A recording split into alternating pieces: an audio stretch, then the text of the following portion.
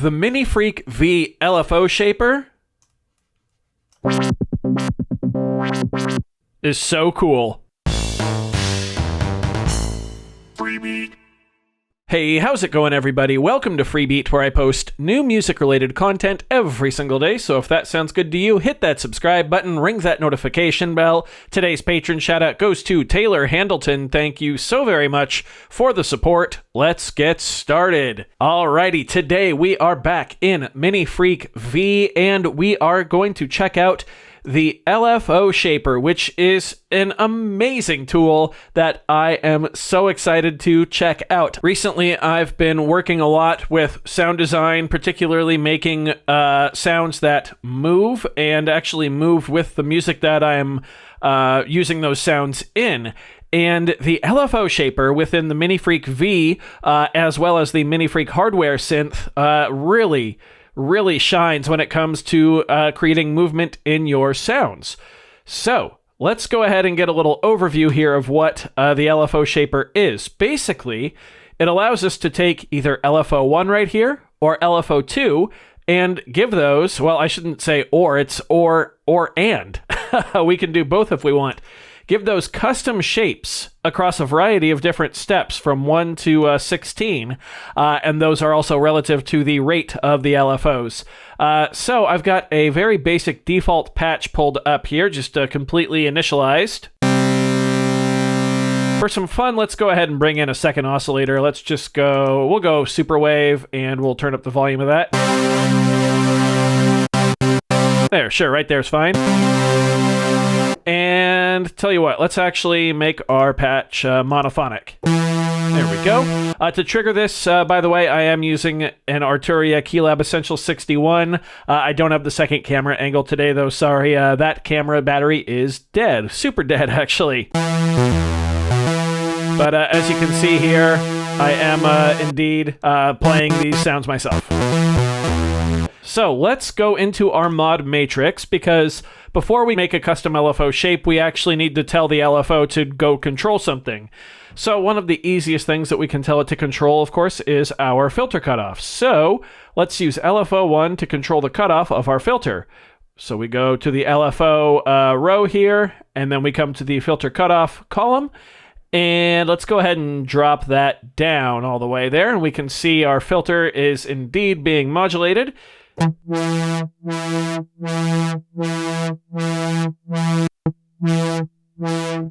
We can actually play with the cutoff initial position here.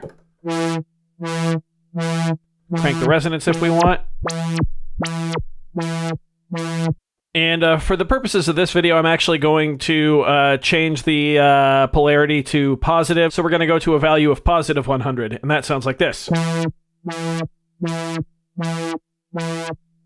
Okay, so we have LFO 1 controlling the filter cutoff. So now what we need to do is come down here to LFO 1, and we need to set the shape of the wave to shaper. That is going to make the LFO shaper determine the shape of the wave. Also really quick, if we look at the rate knob here, we can see it's just a value between 0 and 100.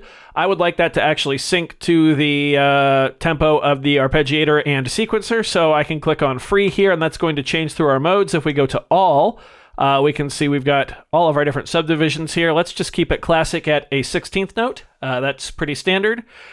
We can deal with our retrigger parameter later. Right now it's set to mono keyboard. That's fine. So if we hit a key right now, we're not going to see any movement in our filter because there is no LFO yet. So we need to come here to LFO shaper.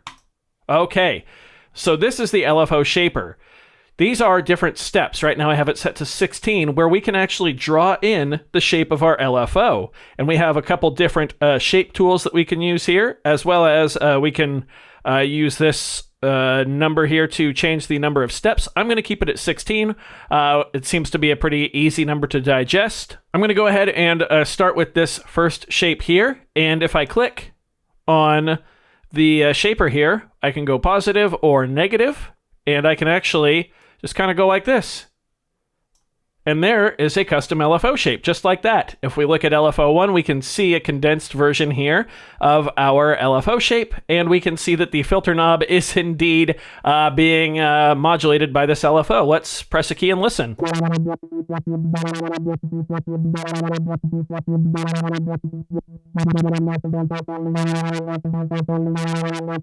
Cool. If you want to erase a step that you've already drawn a shape in, just click right up here at the top. Okay. Just that right there is introducing some more rhythmic elements here. And we can simply clear it quickly just by going like that. Okay, so now let's get a little more involved. So I want to go 3 hits up, and then right down here, I want to go negative actually. And then let's go 3 more hits up. We'll start strong and start to fade down. There we go. Let's see how this sounds.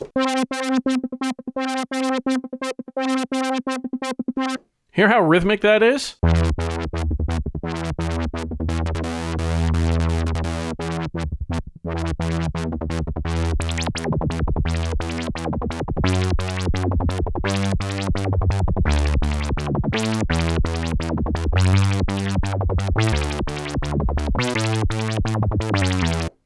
Yeah, so cool. Just like that, we have introduced so much rhythm into our little patch here. And we can adjust the rate of our LFO just using the rate knob there. Let's go to 1/8 notes.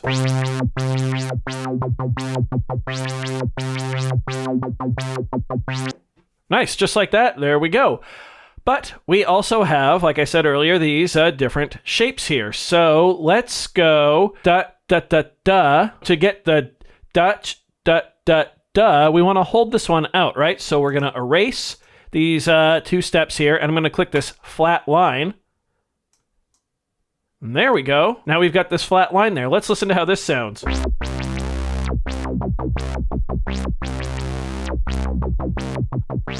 Just like that, we have this really rhythmic little pattern out of a patch. We're not in a sequencer, remember, we are just using a custom LFO.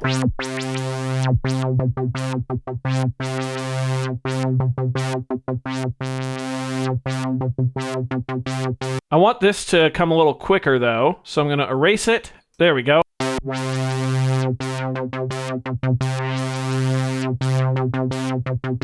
And we can simply use the different shape tools here to change what we have made and fine tune it. Just remember, when you change shapes, you do need to erase first.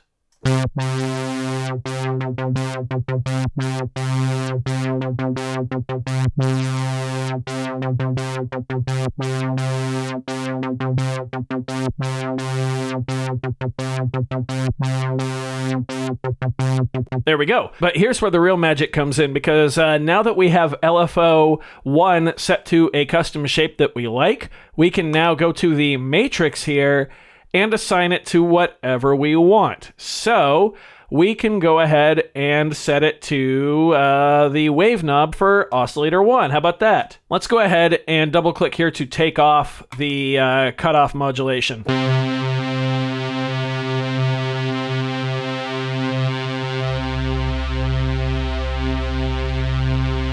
So the movement here is a lot more subtle, and it's because we are affecting, of course, a different parameter. But it's definitely still there.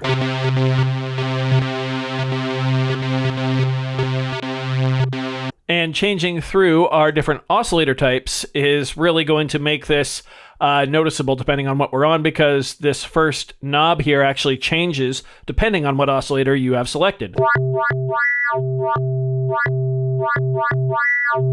Like that. Tell you what, let's set the LFO to control the filter again, but this time with a negative depth of 100.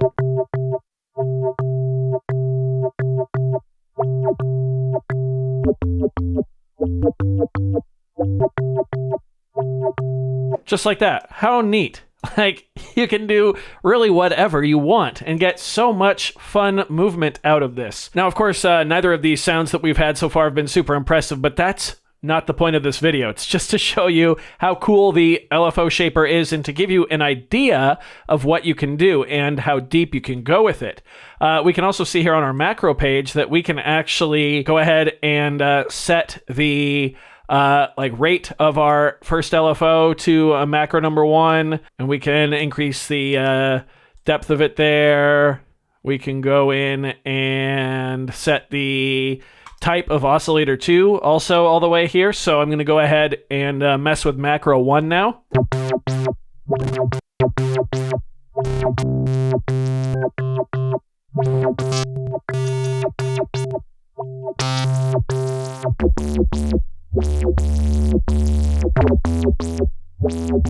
Just crazy. We haven't gotten deep at all, and the sounds that we're generating are already super rhythmic. And again, that's all thanks to this custom LFO shape here. However, we can make this get even crazier by changing our retrigger type. So if we set this to poly keyboard, each time we trigger a new note, we will get another LFO triggering for that note. If we come down here to our voicing and set it to polyphonic, because the Minifreak has true polyphony. So I'm going to play a C, and then right after it play a G, and hold both of those down, and they are going to have the same LFO, but running separate from each other.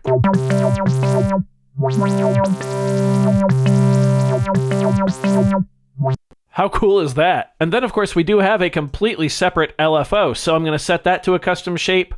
And let's set this one to, let's go quarter note triplets. Sure, that should be cool. LFO shaper. If we go to LFO 2, we can make an entirely new shape for our LFO. Just going to do a random one here. Let's go back to our matrix and send LFO 2. Let's go somewhere wacky. How about pitch, and we will go down -12. I'm going to play a D minor chord and see what this sounds like.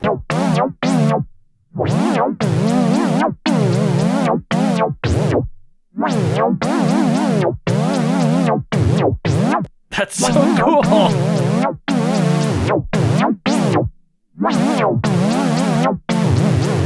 And just for fun, let's go ahead and set the wave type here on oscillator 2, which is on the super wave oscillator type. Let's go ahead and control that with the cycling envelope here. So we will go and change this to oscillator 2 wave. There we go on our custom destination. We'll set that to 100% depth. Sure, it's going nuts now. Let's go to our cycling envelope and set that to run. And here we go. We'll just shape it like that. Cool. Let's have a listen now. Same D minor chord.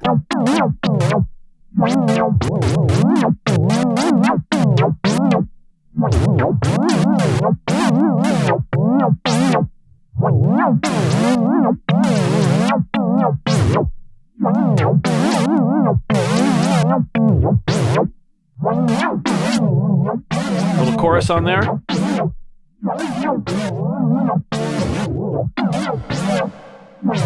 Some reverb.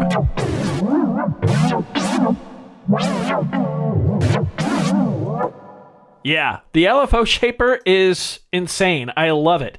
Like I said, we barely got into anything of it. I mean, this was just the bare basics, but you can create some incredibly rhythmic sounds just with this tool alone. It is so much fun. I am really looking forward to playing with it more and using it in my music. So I do hope you found this video informative or at least entertaining. If you did, be sure to leave a like on it. If not, you can always leave a dislike. That's okay too.